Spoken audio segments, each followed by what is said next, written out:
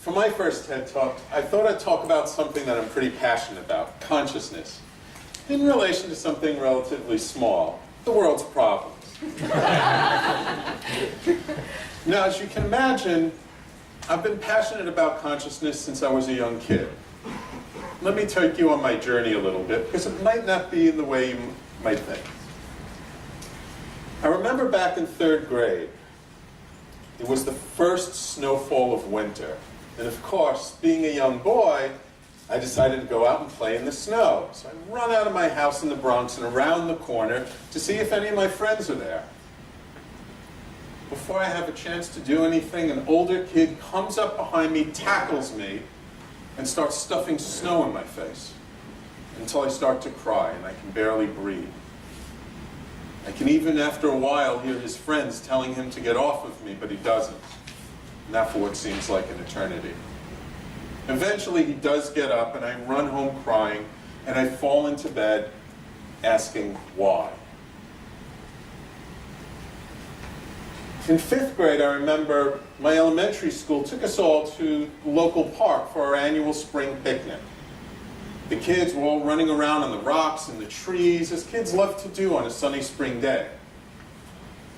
I was standing around minding my own business, and all of a sudden one of the 8th graders comes up to me and says something about a falling rock. I look up at him and he pushes me backwards. I stumble back and trip over a tree stump falling to the ground. I fracture my wrist, and my arm hurts, but it all happened so quickly. Soon it goes numb.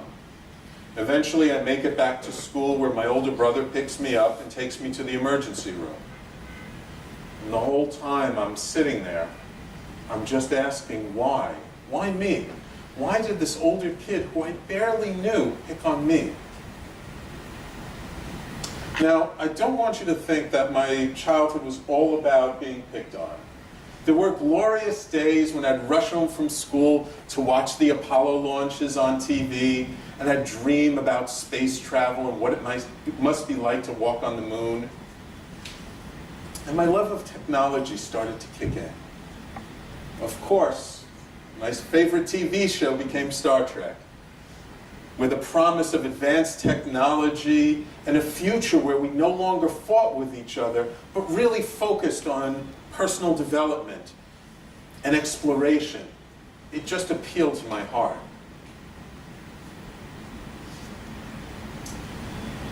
Eventually, I get to high school, and I quickly learn that in order to become an astronaut, you have to have 20/20 vision. Now, as a kid, all I wanted to do was to be an astronaut. It was my only dream. I know some kids, they wanted to be firefighters and cops and all kinds of things. For me, I only wanted to explore. And finding out that you had to go through the Air Force, and that was not really for me as a kid. It really crushed my dreams of going to space, but my love of technology continued. When I got a couple of years later, I got to college and I started to learn all about computers. And they really appealed to me because I could kind of see analogies to how we work as people to these devices, right? We have our brain, which is our CPU. We have our eyes, our ears, our nose, our mouth, our input devices. And, well, you guys know about the output devices, right? So at first I became a physics major, but then I changed to a computer science major because I decided just to make my living through technology. Over the years, I've grown to learn something, and that is that technology is great at focusing on symptoms, but it takes something more to really solve our problems. And while technology may be able to bring us together, it can also divide us. This was pointed out to me rather poignantly a couple of years ago when I was doing one of my internet radio shows. You see, I actually do like technology. And I was doing a show all about negotiations. And I was talking about how everything in life is negotiation. Even getting people's attention is negotiation. When all of a sudden, in the middle of the show, a man calls in to say how much he could relate to what I was talking about, because he had so much trouble getting his children to pay attention at the dinner table. They were so busy on their phones. He had a little bit of an accent, so I asked him where he was from. And he said, New Delhi, India. People are not that different from around the world. It's easy to get the technology bug and to get seduced by technology. Technology will save us. Technology will make our lives better. Technology will make the world better. This may sound a little extreme, but I'm sure you must know somebody who feels that way. Or maybe it's you. I know at one time it was me.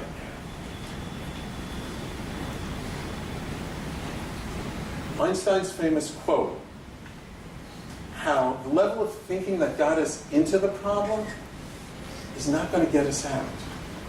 We need something more.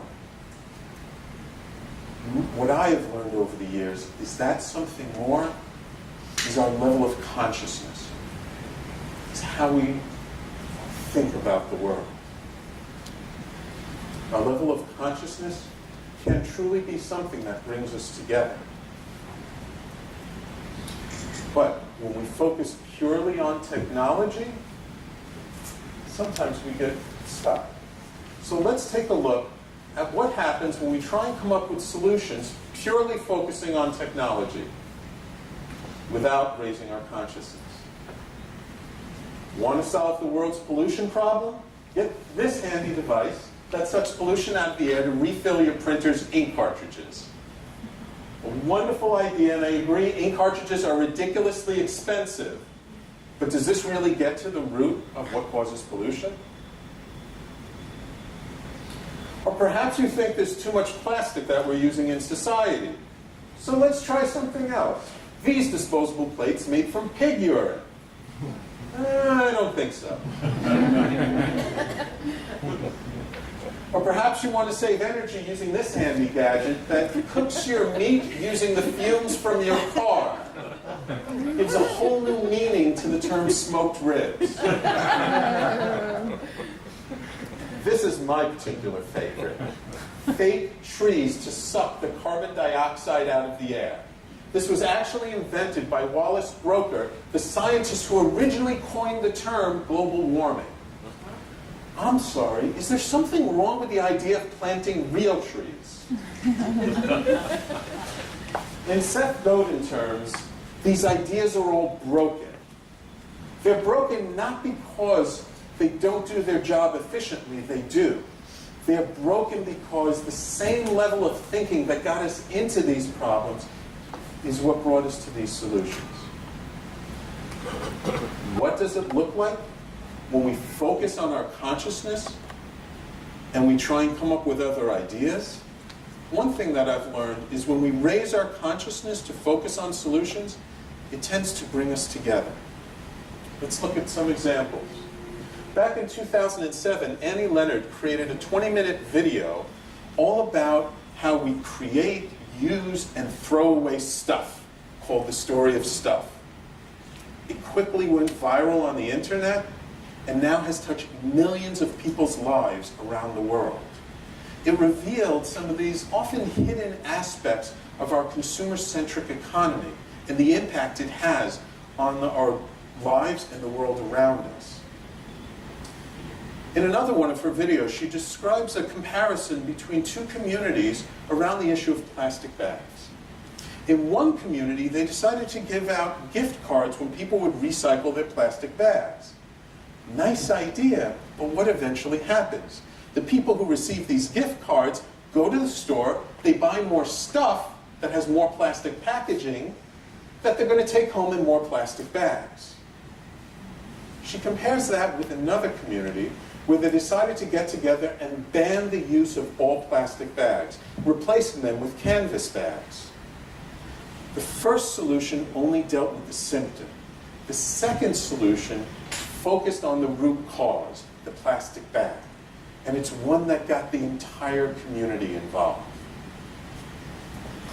Another example is this wonderful organization called the Seeds of Peace. Their goal is to eliminate war. But knowing that hatred and misunderstanding are learned at a young age, they decided to focus on children in conflict areas around the world. So they would bring kids together from opposite sides, from areas like the Middle East. And they would bring them together for a summer of sports and learning peacemaking negotiation skills. Their intention is that when these children grow up, they will become the world leaders who will be less likely to go to war because now they view their neighbors as fellow human beings and not just enemies. A very low-tech solution indeed, but one that strikes at the very heart of the matter. It's about raising our consciousness and our connection to our fellow human beings.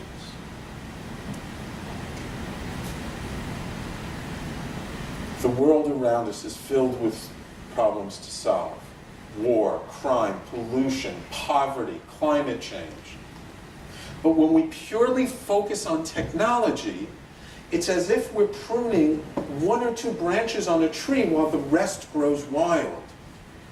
My contention is, it is only by working on one aspect of our lives, our consciousness, that we deal with the root cause of all of these issues. And what happens when we develop our consciousness? Not just one or two of these problems are solved, but all of these problems can be solved. And not just solved individually, but as a community that comes together.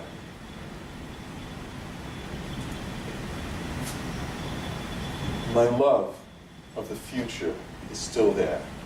My love of technology is still there. My hope and my dream for all of us is that one day, when our children or our grandchildren go out to play in the snow, we won't have to worry about them. Now, you're probably asking yourself right now, okay, how do we go about raising our consciousness? Well, that'll be the topic for my next TED Talk. Thank you very much.